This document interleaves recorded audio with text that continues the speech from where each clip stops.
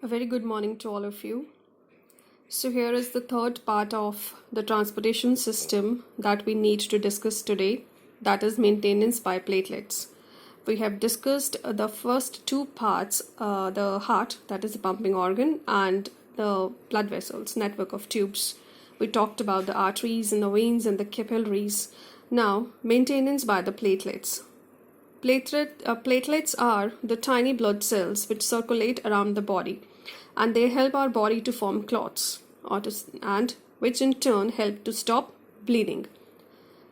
If one of our blood vessels gets damaged, it sends out signals that are picked up by platelets. Platelets then rush to the site of damage and form a plug or clot to repair that damage.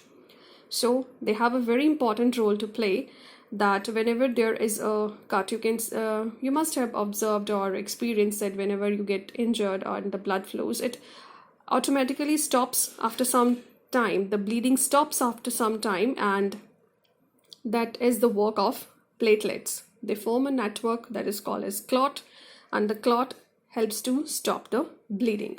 All right. So the next thing which we are going to discuss today, that is the tissue fluid, or the tissue fluid and the lymph. Now here, this is the diagram of a capillary. Here you can see this is a capillary. This is the tissue outside the capillary. So what is tissue fluid? Now you have to first understand that the capillaries, they leak. Leak means that the cells in their walls, here the capillary walls, gap in the wall of the capillaries you can see.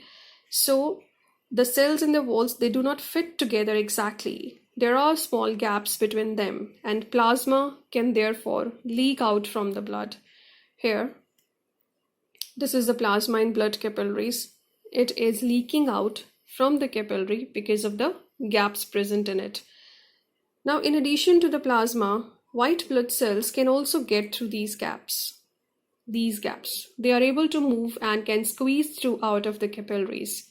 But the red blood cells you can see here, they cannot get out.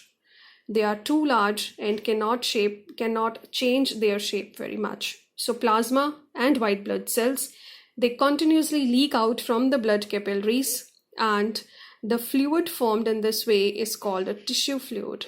Means the fluid which is surrounding this tissue, it is called as a tissue fluid.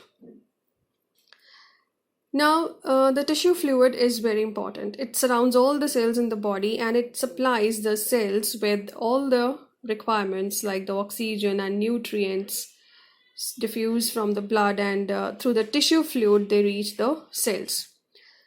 Now the plasma in the white blood cells, that has been leaked out of the blood capillaries, they must eventually be returned back to the blood. So they are returned back to the blood by means of the lymphatic capillaries. This tissue in the white blood cells then move to the lymphatic capillaries, and when it moves into this lymphatic capillaries, it is called as the lymph. So here, when it surrounds the tissue, it is called as tissue fluid. When it enters the lymphatic capillaries, it is called as the lymph. These lymphatic capillaries, one is shown here. These lymphatic capillaries then join to form large lymph vessel. Right. Let's see another diagram. It will help you to understand better. Now you can see here, this is a capillary bed.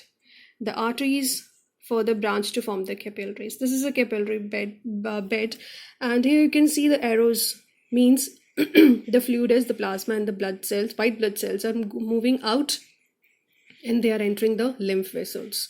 These are the lymph capillaries, the sky blue color. Lymph capillaries join to form a lymph vessel.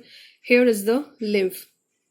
Lymph vessel is carrying lymph, and this is emptying back into the blood.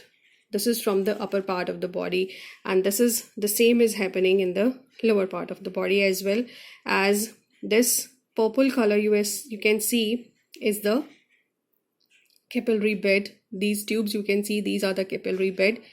The plasma, it is continuously moving out, entering the lymphatic capillaries.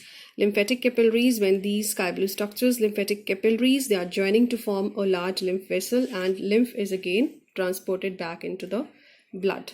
So in this way, the both the systems, the lymphatic system and the blood circulation system, they are connected to each other. One more function of lymph is that it captures the bacteria and bring them to the lymph nodes where they are destroyed. Since the lymph contains the white blood cells, it can help fighting the infections.